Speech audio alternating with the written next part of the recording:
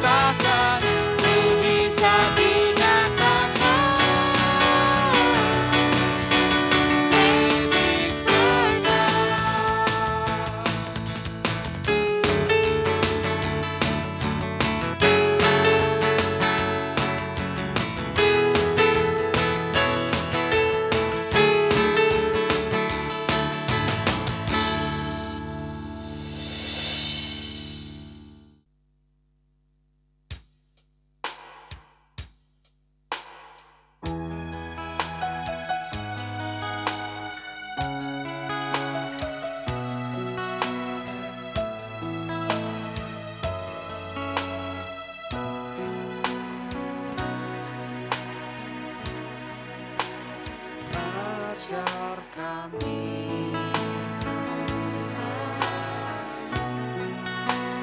menghitung hari-hari,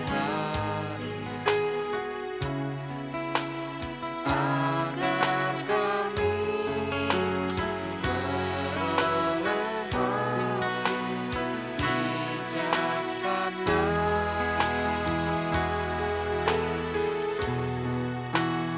Ajar kami Bapa, hidup dalam jalan, agar semua rencanamu digenapi.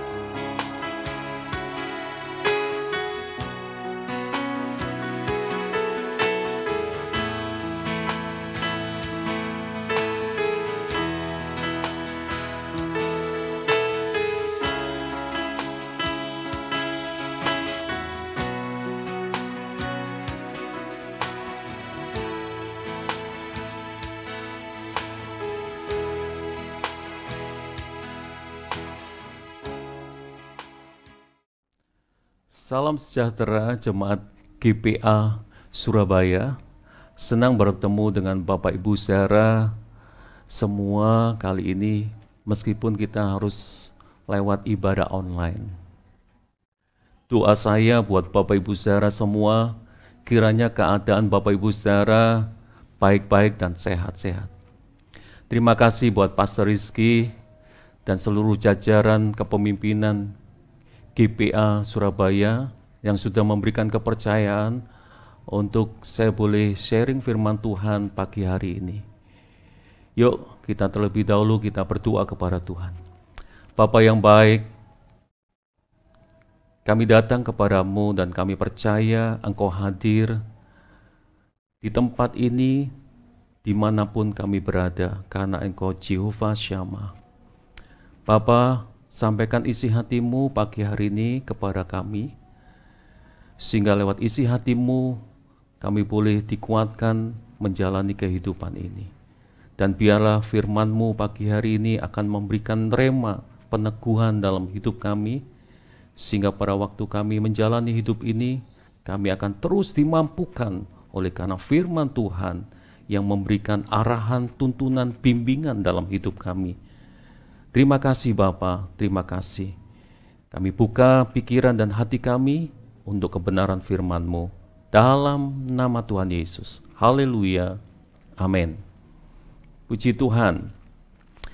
Jemaat Tuhan, Pastor Rizky memberikan tema kepada saya pada sharing firman Tuhan kali ini adalah merdeka dari khawatir.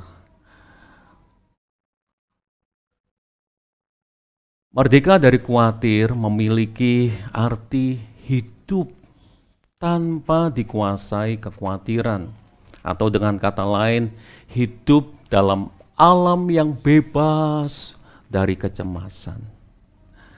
Pertanyaannya pagi hari ini Bapak Ibu saudara yang kasih Tuhan, apakah memang ada kehidupan yang seperti ini di muka bumi ini? Bukankah hidup kita selalu dililit oleh yang namanya kekhawatiran? Betul tidak? Siapa yang tidak pernah khawatir dalam hidup ini? Ayo, setiap orang pasti mengalami kekhawatiran. Saya pun demikian. Kalau saya berkata, oh saya tidak pernah khawatir, saya akan berkata bohong. Karena hidup ini dipenuhi dengan kekhawatiran. Kita khawatir dalam masa-masa pandemi COVID-19 ini. Kita tahu keadaan COVID-19 yang belum terselesaikan. Kita mau keluar rumah saja, kita khawatir. Kita ketemu dengan orang, kita khawatir. Kita melakukan pekerjaan kita sehari-hari, kita khawatir. Dalam hidup ini bukan lagi kita khawatir tentang kehidupan kita sehari-hari. Keadaan ekonomi yang begitu sulitnya hari-hari ini. Kita juga khawatir tentang apakah mungkin saya memiliki pencapaian-pencapaian pada waktu-waktu yang akan datang.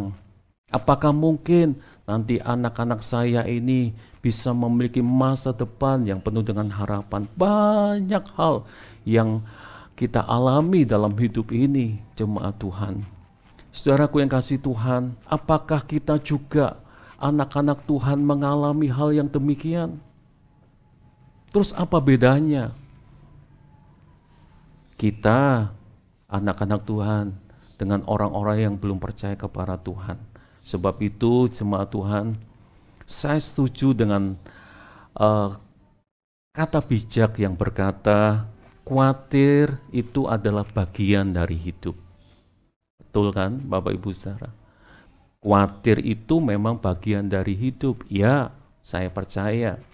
Tetapi khawatir bukan menjadi gaya hidup anak-anak Tuhan.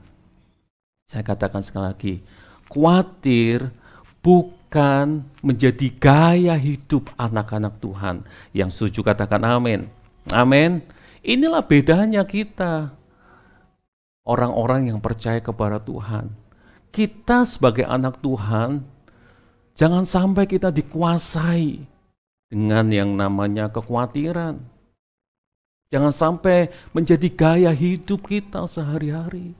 Coba kita renungkan, Bapak Ibu saudara yang kasih Tuhan. Banyak orang sampai sebegitu khawatirnya, sampai tidak bisa menikmati kehidupan ini. Hidupnya dipenuhi dengan kecemasan, kebimbangan, bahkan ketakutan. Padahal hidup yang Tuhan berikan dalam hidup kita itu sebuah anugerah yang terindah. Bahkan sementara Bapak Ibu yang kasih Tuhan, yang kita khawatirkan itu adalah sebuah keadaan atau sebuah kebutuhan hari esok. Bayangkan kalau hari esok, hari-hari ke depan membuat kita tersiksa untuk hari ini yang kita sedang jalani. Wah, saya bayangkan jemaat Tuhan, sungguh ironis kalau kita hidup sebagai anak-anak Tuhan mengalami kehidupan yang seperti ini. Saya percaya Bapak kita tidak merindukan, menginginkan anak-anaknya itu menjalani kehidupan penuh dengan kekhawatiran. Saya percaya. Bapak Ibu saya yang kasih Tuhan. Sebab itu Tuhan Yesus pernah menegur seorang ibu yang dalam hal-hal yang kecil saja, ibu ini mengalami kekhawatiran. Yuk kita akan belajar dari kebenaran firman Tuhan. Kita akan membacanya di dalam Lukas pasal yang ke-10, ayat yang ke-38 sampai ayat yang ke-42. Firman Tuhan demikian. Ketika Yesus dan murid-muridnya dalam perjalanan, tibalah ia di sebuah kampung. Seorang perempuan yang bernama Marta menerima dia di rumahnya. Perempuan itu mempunyai seorang saudara yang bernama Maria. Maria ini duduk dekat kaki Tuhan dan terus mendengarkan perkataannya. Sedang Marta sibuk sekali melayani. Ia mendekati Yesus dan berkata, "Tuhan, tidakkah engkau peduli bahwa saudaraku membiarkan aku melayani seorang diri? Suruhlah dia membantu aku." Tapi Tuhan menjawabnya, "Marta, Marta, engkau khawatir dan menyusahkan diri dengan banyak perkara, tetapi hanya satu saja yang perlu. Maria telah memilih bagian yang terbaik yang tidak akan diambil daripadanya." Jemaat Tuhan, kalau kita memperhatikan ayat yang ke-38, di situ dikatakan ketika Yesus dan murid-muridnya dalam perjalanan, tibalah ia di sebuah kampung. Seorang perempuan yang bernama Marta menerima dia di rumahnya. Artinya Marta ini adalah anak-anak Tuhan, orang-orang yang percaya kepada Tuhan. Ini adalah gambaran orang-orang yang percaya kepada Tuhan. Tetapi meskipun Marta ini menjadi orang yang percaya kepada Tuhan, Marta ini ditegur oleh Tuhan Yesus. "Marta, Marta, kenapa kamu khawatir?" Itu diberitahukan di ayat yang ke-41 di dalam Lukas pasal yang ke-10. Tetapi Tuhan menjawabnya, "Marta, Marta, engkau khawatir dan menyusahkan diri dengan banyak perkara." Dalam Alkitab mudah dibaca, saya juga membacakan kali ini, firman Tuhan berkata demikian. Jawab Tuhan katanya, "Marta, Marta, engkau khawatir dan memusingkan diri dengan begitu banyak hal." Ternyata jemaat Tuhan, mengapa Marta khawatir dalam setiap kehidupannya? Ternyata firman Tuhan sudah memberitahukan kepada kita semua pada pagi hari ini. Karena Marta menyusahkan diri dengan banyak perkara. Ternyata ada banyak orang mengalami kekhawatiran.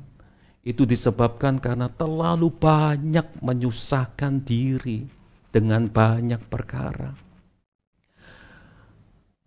Kekhawatiran terjadi karena memusingkan diri dengan banyak perkara atau hal yang tidak baik atau hal-hal yang negatif. Kita seringkali memikirkan hal-hal yang negatif dalam hidup kita. Itulah yang membuat banyak orang khawatir.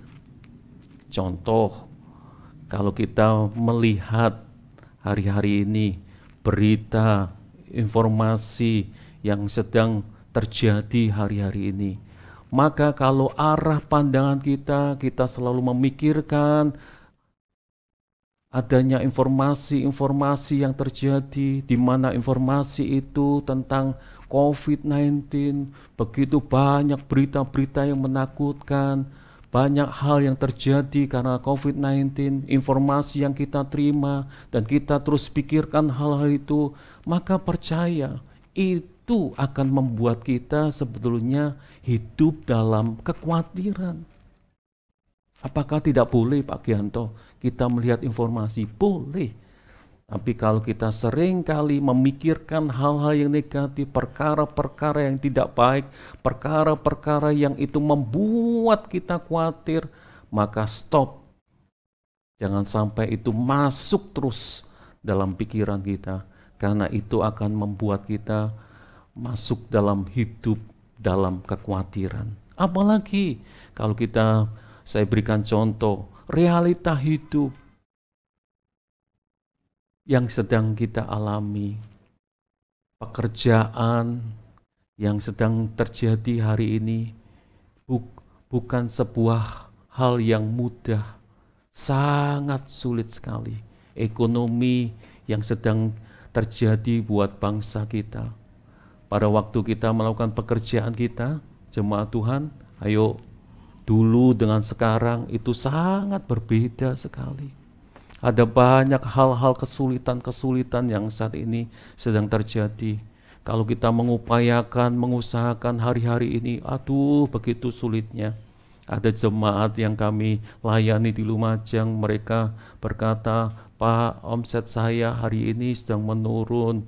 Wah, semuanya terus dipikirkan karena sulitnya, karena beratnya beban hidup, sehingga terus khawatir nanti gimana Pak anak-anak saya, gimana kelangsungan hidup saya, dan itu terus dipikirkan sehingga mereka hidup dalam kekhawatiran, apalagi ketidakpastian akan dunia ini.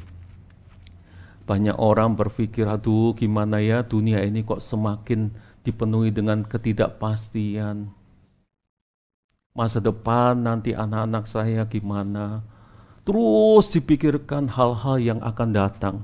Sebab itu Bapak Ibu Saudara, yuk kita belajar hari ini. Kita harus tahu kalau kita hidup dikuasai dengan kekhawatiran, maka kita akan terpuruk. Kita tidak akan pernah mampu menjalani kehidupan kita di muka bumi ini. Sebab apa sih Bapak Ibu Saudara? Mari kita perhatikan lebih lanjut dari perikop yang kita baca. Bahaya kekhawatiran itu sangat riskan, sangat fatal, Bapak Ibu Saudara.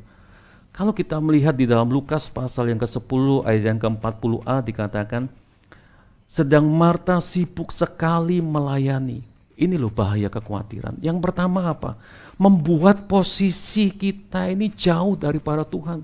Kenapa? Karena kita selalu sibuk memikirkan hal-hal yang sebetulnya Tuhan tidak mau kita pikirkan. Tuhan tidak mau kita lakukan hal-hal itu. Loh Pak Gianto, sibuk melayani apakah salah? Loh enggak salah. Tapi kalau kita selalu terus-menerus sibuk melayani sampai kita lupa dengan keberadaan Tuhan, sampai kita sepertinya jauh daripada Tuhan, maka itu tidak betul dalam setiap kehidupan kita. Inilah bahaya kekhawatiran. Lihat Marta, karena sibuk melayani, dia memposisikan dirinya jauh daripada Tuhan. Apalagi dia tidak bisa menikmati kehadiran Tuhan. Kalau seseorang tidak bisa menikmati kehadiran Tuhan dalam hidupnya, wow, saya percaya hidupnya akan dipenuhi dengan kekhawatiran. Mari kita lihat lagi di dalam ayat yang ke-40b-nya. Ia mendekati Yesus dan berkata, Tuhan, tidakkah engkau peduli bahwa saudaraku membiarkan aku melayani seorang diri? Suruhlah dia membantu dia. Artinya apa? Jemaat Tuhan, inilah bahaya kekhawatiran. Seringkali kalau seseorang itu dikuasai dengan kekhawatiran, itu menimbulkan sikap dan penilaian yang salah dalam hidupnya. Seringkali kalau kita dikuasai kekhawatiran dalam hidup ini, kita ini seringkali menyalahkan orang lain. Lihat Marta di situ katakan, dia menyalahkan saudaranya Maria, bahkan Marta ini juga menyalahkan Tuhan.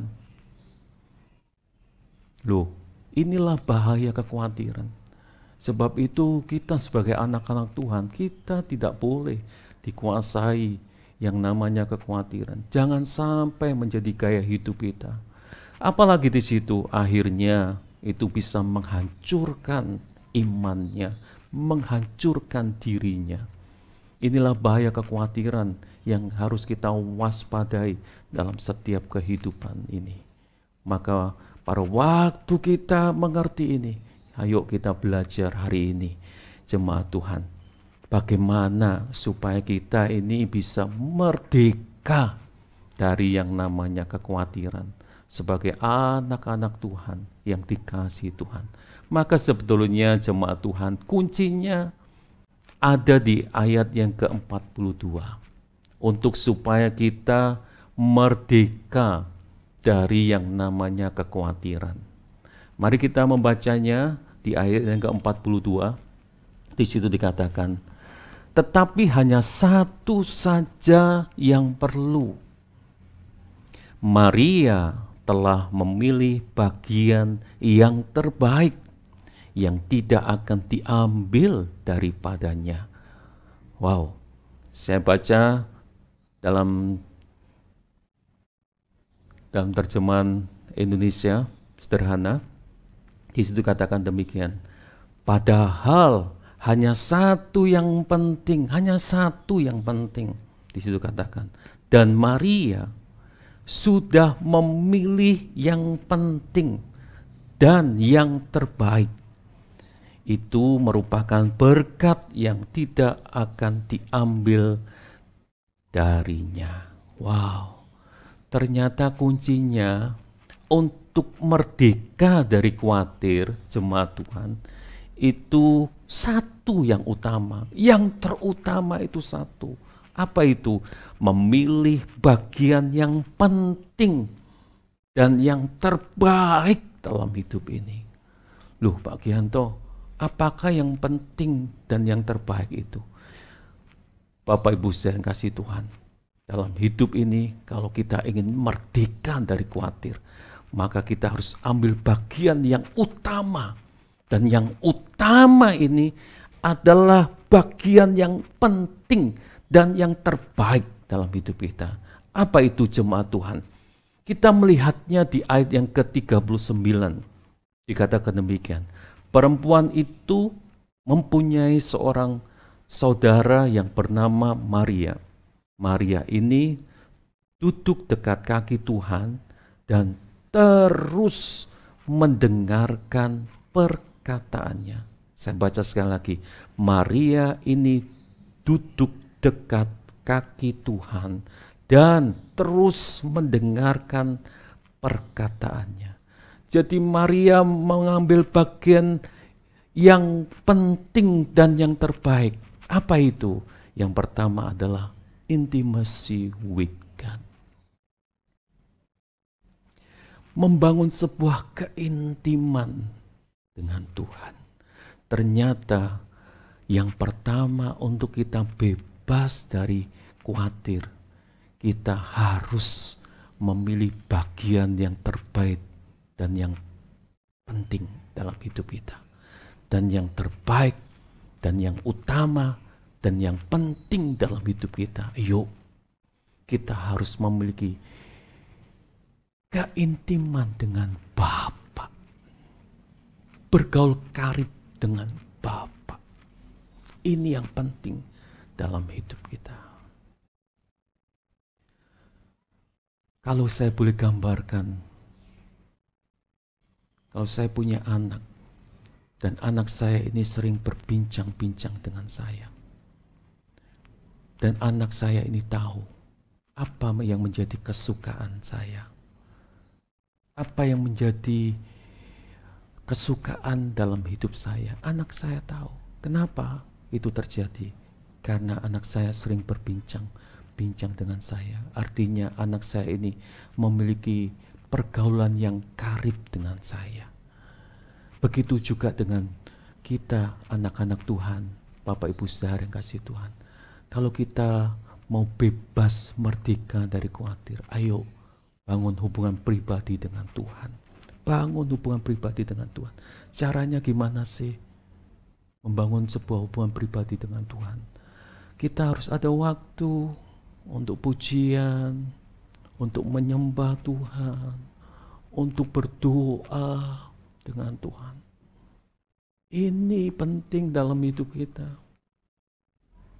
Apakah hari ini Bapak Ibu Saudara masih tetap memiliki hubungan yang intim dengan Tuhan kita?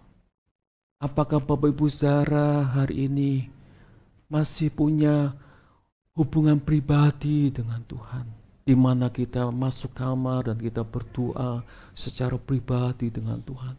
Kita bisa memuji Tuhan, kita bisa nyembah Tuhan, kita bisa mengenal Bapa kita, kita bisa bergaul karib dengan Bapa kita.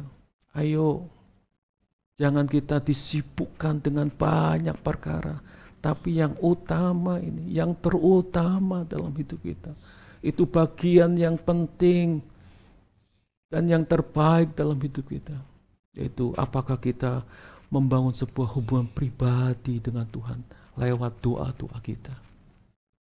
Yuk, jemaat Tuhan, lakukan ini.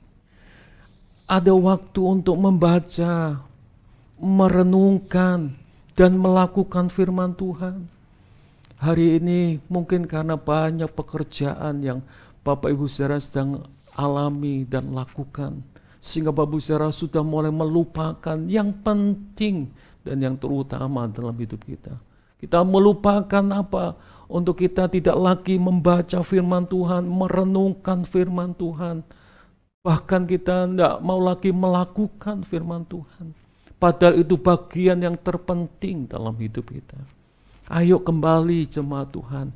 Bagian yang utama ini harus kita kerjakan dari hari ke hari, dari waktu ke waktu. Karena itulah yang membuat kita merdeka dari kekhawatiran dalam hidup ini.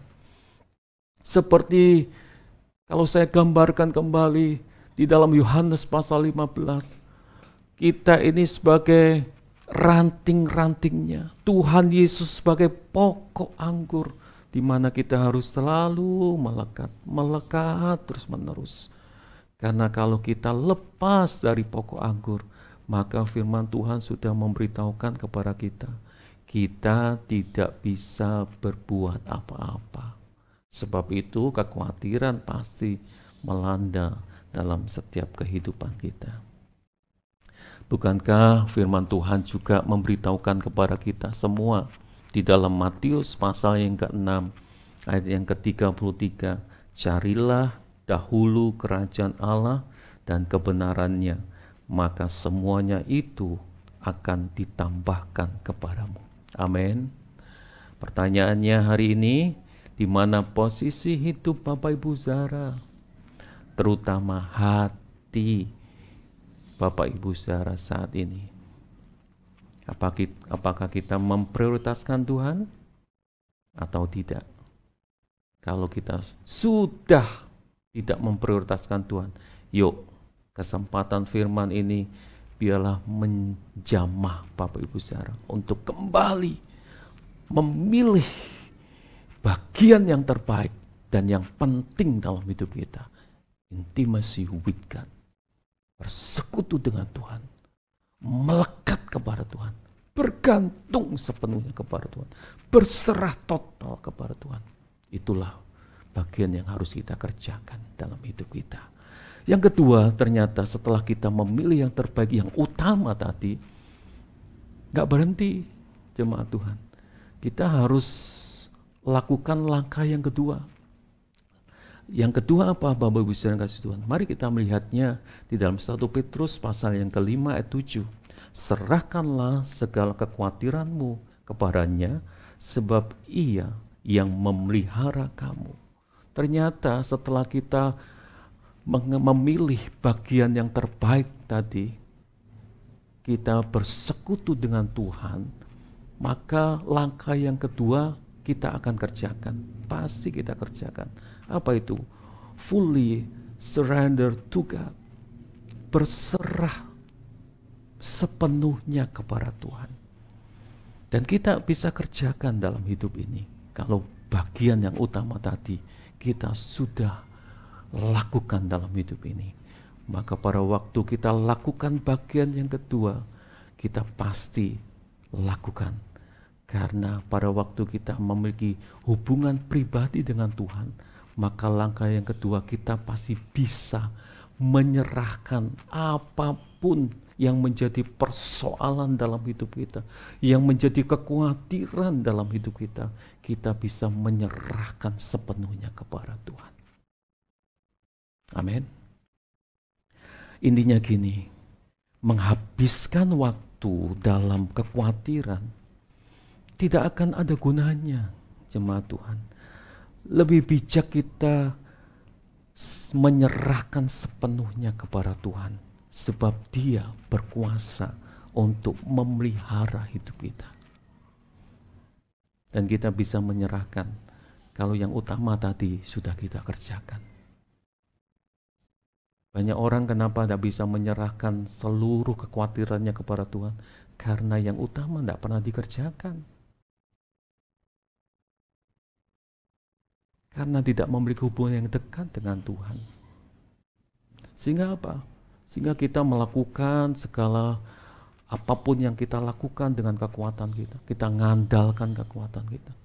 Kita terus memandang hal-hal yang negatif dalam hidup ini. Karena kita tidak pernah dekat sama Tuhan. Sebab itu, Matius pasal yang ke-6 ayat 27 juga berkata demikian. Siapakah di antara kamu yang karena kekhawatirannya dapat menambahkan sehasta saja pada jalan hidupnya? Yuk, sebab itu, kalau kita tahu bahwa kekhawatiran itu tidak akan menambahkan sehasta saja dalam jalan hidup kita, maka kita harus berani dan mau menyerahkan semua kekhawatiran kita kepada Tuhan. Ini langkah yang kedua yang harus kita kerjakan dalam hidup ini. Karena kekhawatiran tidak ada gunanya dalam hidup kita. Langkah yang ketiga apa yang terakhir jemaat Tuhan? Setelah kita menyerahkan sepenuhnya kepada Tuhan, maka langkah yang ketiga, memilih bagian yang penting yang terbaik adalah give thanks. Yuk, kita bersyukur kepada Tuhan. Be thankful always. Bersyukur senantiasa. Pak Gianto ini masa bisa sih kita hari-hari ini bisa bersyukur kepada Tuhan. Hei jemaat Tuhan, kalau engkau sudah lakukan yang utama, pasti bisa untuk kita bersyukur dalam kondisi keadaan apapun yang terjadi dalam hidup kita. Di dalam Filipi pasal yang keempat, ayat yang ke-6 sampai 7 dikatakan demikian. Janganlah hendaknya kamu khawatir tentang apapun juga, tapi nyatakanlah dalam segala hal keinginanmu kepada Allah dalam doa dan permohonan dengan ucapan syukur. Damai sejahtera Allah yang melampaui segala akal akan memelihara hati dan pikiranmu dalam Kristus Yesus. Amin, jemaat Tuhan. Kalau orang sudah memiliki hubungan pribadi dengan Tuhan, bergaul karib dengan Tuhan, maka dia akan bersyukur senantiasa kepada Tuhan. dia dimampukan untuk bersyukur kepada Tuhan. Kenapa sih Bapak Ibu Saudara? Hati yang penuh dengan ucapan syukur itu adalah kunci yang penting untuk kita meraih kemenangan, kemerdekaan atas kekhawatiran dalam kehidupan kita. Yuk hari ini jemaat Tuhan mengucap syukur atas keberadaan kita hari ini. Meskipun mungkin ada di antara kita mengalami kelemahan tubuh, mengucap syukur dan percaya Tuhan pasti tolong hidup kita. Ayo mengucap syukur. Mungkin keadaan pekerjaan Bapak Saudara sedang mengalami kesulitan hari ini. Yuk tetap mengucap syukur. Percaya janji Tuhan ya dan amin. Tuhan tidak pernah meninggalkan kita. Tuhan tidak pernah membiarkan kita. Kasih setianya, rahmat kemurahannya akan selalu dilimpahkan atas kehidupan Bapak Ibu Saudara. Percaya, Dia tidak pernah tinggalkan kita. Kita pasti dimampukan oleh Tuhan. Mengucap syukur atas pertolongan yang Tuhan sudah berikan, sediakan dalam hidup kita. Mengingat kebaikan Tuhan dalam setiap kehidupan kita. Dia sudah melakukan segalanya dalam hidup kita. Dan kita percayakan sepenuhnya kepada Tuhan. Bahwa Tuhan yang pegang kendali dalam setiap kehidupan saya dan Bapak Ibu Saudara. Bukankah firman Tuhan juga memberitahukan kepada kita bahwa rambut di kepala kita ini loh jemaat Tuhan. Tuhan itu tahu jumlahnya. Kadangkala kalau kita sedang mensisir rambut kita, kita tidak menghiraukan kalau ada 1-2 rambut kita yang jatuh. Tapi firman Tuhan memberitahukan loh kepada kita. Tuhan tahu loh. 1 helai rambut kita jatuh saja Tuhan tahu. Artinya apa? Tuhan itu pegang kendali secara detil dalam hidup kita. Dia tahu. Sebab itu dalam kondisi keadaan apapun, yuk kita bersyukur sepenuhnya kepada Tuhan. Pada waktu kita bersyukur, saya percaya kita akan dimerdekakan dari segala kekhawatiran yang melanda hidup kita. Amin, Bapak Saudara. Biarlah kebenaran firman Tuhan hari ini akan menjadi peneguhan atas setiap kehidupan Bapak Saudara. Supaya Bapak Saudara tidak lagi dikuasai dengan yang namanya kekhawatiran. Tidak lagi menjadi gaya hidup bagi kita anak-anak Tuhan. Tapi kekhawatiran itu akan berlalu dalam hidup kita karena kita tahu Tuhan ada beserta dengan kita. Dan kita menyerahkan sepenuhnya hidup kita. Dan kita mengucap syukur sepenuhnya kepada Tuhan. Karena Tuhan pegang kendali dalam setiap kehidupan kita. Pasti kita dibebaskan dari yang namanya kekhawatiran. Puji Tuhan. Mari kita berdoa sekali lagi bersama-sama. Bapa, hamba-Mu berhenti berkata-kata, tetapi kami percaya Allah Roh Kudus berkata-kata di dalam hati kami, memetraikan kebenaran firman-Mu di dalam hati kami, dan Roh Kudus akan memampukan kami untuk kami menjadi pelaku-pelaku firman-Mu. Terima kasih Bapa, terima kasih. Kami percaya pagi hari ini, setiap kami sudah dilepaskan dari belenggu kekhawatiran di dalam nama Tuhan Yesus. Kami yang lemah dikuatkan, kami yang sakit terima kesembuhan, kami yang beban berat diberikan kelegaan jalan keluar, kemenangan Engkau berikan dalam hidup kami Bapa. Terima kasih Bapa, terima kasih. Kami kembalikan segala pujian, kemuliaan, kehormatan bagi Engkau sebab Engkau yang punya untuk selama-lamanya sampai selama-lamanya. Dalam nama Tuhan Yesus, haleluya, amin. Berkat yang luar biasa kita boleh terima lewat pemberitaan firman Tuhan yang disampaikan oleh hambanya Pendeta Daniel Sugianto. Kita berdoa supaya hambanya boleh semakin diberkati dan dipakai Tuhan untuk menjadi berkat bagi lebih banyak bangsa. Saudaraku, hari ini kita juga merayakan secara khusus dan sederhana kemerdekaan dari negara kita, Republik Indonesia.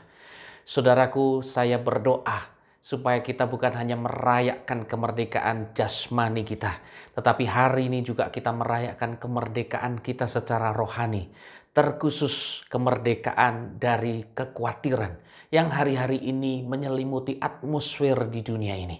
Kita biarlah menjadi orang-orang yang dimerdekakan Tuhan dengan sungguh dari segala kekhawatiran, karena kita punya Tuhan yang hebat.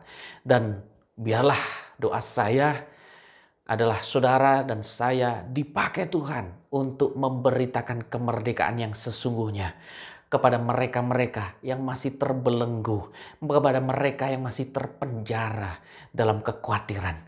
Saudaraku, angkatlah kedua tanganmu tinggi. Terimalah berkat dari Allah Bapa, Putra dan Roh Kudus, yaitu berkat di dalam nama Tuhan Yesus Kristus yang memerdekakan engkau dari setiap belenggu yang coba dibikin oleh iblis atas hidupmu. Dan engkau akan naik tinggi seperti yang Tuhan mau. Engkau menjadi kepala dan bukan ekor.